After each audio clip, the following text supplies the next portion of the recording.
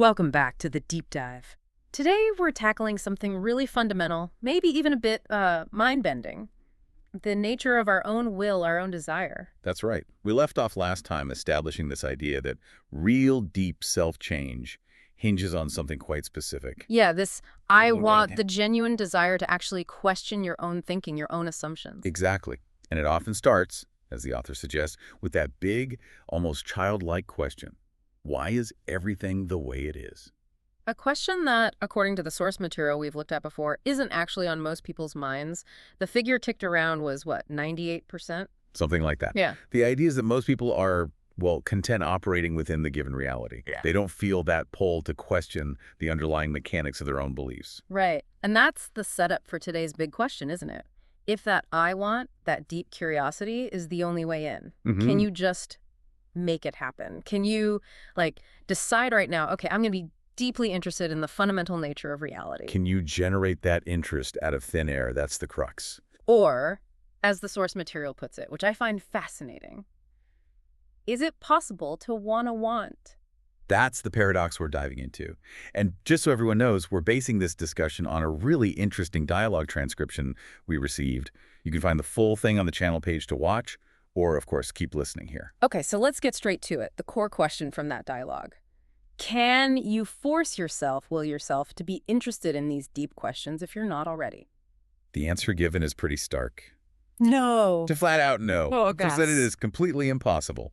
And understanding why it's considered impossible is maybe the most important and, frankly, counterintuitive takeaway today. Wow. Okay. That feels really limiting. If the desire is the key and you can't make the key, aren't we just stuck waiting for some kind of permission slip from the universe to change? It certainly sounds like that at first glance. It sounds like fatalism. Yeah, exactly. Well, how does the source back up such a strong claim? That feels like it goes against everything about self-help motivation. Well, the author leans heavily on a quote from G.I. Gurdjieff to really anchor this point. Gurdjieff, for those who might not know, was a, let's say, complex figure, a mystic, a teacher, really focused on how mechanical and automatic our behavior is. Okay, so Gurdjieff provides the philosophical weight here. Yes. The quote is used to illustrate that we fundamentally misunderstand our own level of conscious control over our inner states, thoughts, feelings, desires. It's pretty central to this whole argument, so maybe I should just read it. Please do. Let's hear it. All right, here it is. A man, by himself, cannot produce a single thought or action. Everything he says, does, thinks, or feels happens. A man cannot discover or invent anything. Everything happens. To see this clearly, to be convinced of it, means to be freed from thousands of illusions about man, about his so-called creativity and conscious control of life. Nothing of the kind exists. Everything happens. Social movements, wars, revolutions, changes of government all happen, just as birth, life, death, or writing books happen in individuals. Man does not love, wish, or hate. It all happens. Okay. Wow. That's a lot. Everything just happens. Love, hate, writing books, revolutions. It all just happens to us. That sounds incredibly passive. Like, why bother doing anything at all if it's all just happening anyway? It feels like it drains all agency, all responsibility away. And that's the immediate, understandable reaction. It sounds like complete fatalism. Yeah. Right? But the source material, and the author discussing it, argues that's a misreading. How so? If I don't even control my own wish to do something. It's about precision. The argument isn't that you have no control, ever. It's about the origin point. The quote is saying the initial spark, the desire itself, the I want, that isn't something you consciously manufacture. That happens. Okay. So the wish appearing is like weather. I can't make it rain, but once it starts raining, I can decide whether to get an umbrella or stay inside. That's a decent analogy. The occurrence of the wish is the event. It happens. But once it happens, the response, the action you take based on that wish. Yeah. That's where the possibilities open up. So if someone's, say, procrastinating on a really important project, this view would say they can't just force themselves to want to start it. That initial motivation has to bubble up. Exactly. Trying to will the wanting into existence is seen as futile because that initial impulse isn't under the command of your conscious ego. It arises from a much deeper, more complex, frankly mechanical interplay of internal and external factors. We're back to that core idea then. Yeah. The wish itself is outside our direct control. So change really does depend on luck, chance. Okay, now we're getting to the really interesting pivot in the dialogue.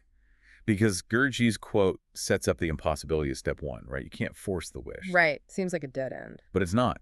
The author stresses that once that spontaneous desire, that non-volitional spark does occur, that's the moment when, and this is the phrase used, an entire bouquet of possibilities unfolds. Ah, okay, so that's the critical distinction. The impossibility is only about generating the initial spark. But once the spark is there, then things can happen. But it still feels like it hinges on chance. That spark appearing feels random. And here, we need to be super careful with the word chance. The dialogue is very specific about this. It doesn't mean random cosmic lottery luck. Okay, so what does it mean then? It's defined more like a complex web of causes and effects whose number infinitely exceeds our ability to comprehend them. It's an ordered system, incredibly intricate, but far too complex for us to track or predict. Wait, hang on. If it's an ordered system of causes and effects, why call it chance at all? Doesn't that just muddy the waters? If it's cause and effect, it's determined, not chance. That's a fair challenge. Think of it from our limited perspective. Yeah. Imagine watching thousands of people in a massive city square from above. Okay. Each person had a reason for where they're going, who they're dodging, why they're speeding up or slowing down. There are complex individual causes for every movement. Right. Deterministic at the individual level, maybe? Exactly. Yeah. But from your high-up viewpoint, the overall flow of the crowd looks chaotic, unpredictable. Like chance governs who bumps into whom or where a gap suddenly opens. Ah, I see. So chance here means causally determined, but too complex for us to predict or control. Precisely. That vast web of causes and effects intersects with our own internal machinery in ways we can't foresee. And sometimes that intersection triggers the I want. That's the event, the happening. It's not an act of your will. It's a result of this immense background complexity. Okay, I think I'm getting it. So the big takeaway is you can't just sit down and decide, right, now I shall want to understand myself deeply. Correct. You have to sort of wait for the conditions to be right for that complex web to generate the spark within you. Yes. You wait for the wish to happen. And this is the crucial but. Once it does happen, once that desire is actually present. Then the game changes entirely. Then, the source suggests, you have potentially total control and responsibility over what you do next. Yeah. The work begins. So the illusion we need to ditch is the idea that we control the start of the wanting. Exactly. Abandon the illusion of control over the initial wish. But embrace the control and, frankly, the hard work that comes after the wish appears.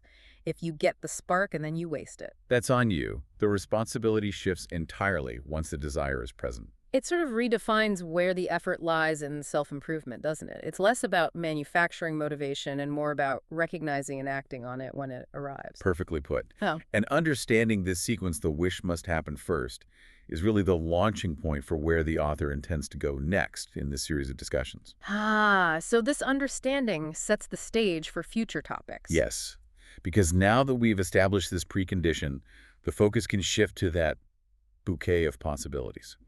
What are the mechanics of the mind you can work with? How are concepts structured? What does that rigorous intellectual work actually look like after the spark? So it's moving from the why can't I start to, okay, I've started, now what? How do you tend the fire, not just wait for the lightning strike? Exactly. It moves from the philosophical constraint into the practical application, recognizing that the later work is entirely within your domain should that initial desire manifest. Okay, this has been, quite a deep dive into desire and control. So to recap for everyone listening, that genuine I want to want, that core desire for deep understanding, isn't something you summon through willpower. Yep. It's more like something you discover when it spontaneously arises from that complex web of causes we talked about. And that discovery, that's the real beginning. That's what opens the door. That's the key insight. And maybe one final thought on this, drawing from the sources. For those who feel they don't have that deep curiosity right now, who might feel stuck in what the author calls simple thinking. Yeah. What triggers the spark for them? The material suggests two main paths often lead to that spontaneous wish appearing. One is pretty dramatic. Yeah. A major life crisis, a shock that basically forces the questioning mechanism to switch on. Rock bottom, basically. Sometimes, yes. But the other path is purely intellectual. It's the dawning realization that your current lack of knowledge about what's possible means you literally don't know what you're missing out on. Ah, the feeling that your world only feels complete because you're unaware of how much bigger it could be. That gap, that cognitive dissonance, that could be the spark. Precisely. That realization itself can be the spontaneous wish starting to form. That's a really powerful idea to end on. And just a reminder, as the author often points out, understanding this specific point about wanting to want really benefits from the context of the previous discussions, especially around simple versus not simple people and how our belief systems work. Absolutely. So if you haven't already, do consider going back through the earlier material. You can find it all on the channel page, the videos are there, or listen back through the podcast feed right here. Understanding these limits, these mechanics, it's kind of the first step towards seeing beyond the illusion, right? It really is. And remember, the aim is understanding, exploring these ideas. Try not to get too heavy about it all. Right. Don't be too serious until the desire actually shows up. Yeah. Then get very serious about the work. Exactly. Okay, that's all we have time for today. Thanks for tuning in to The Deep Dive. We'll get you next time.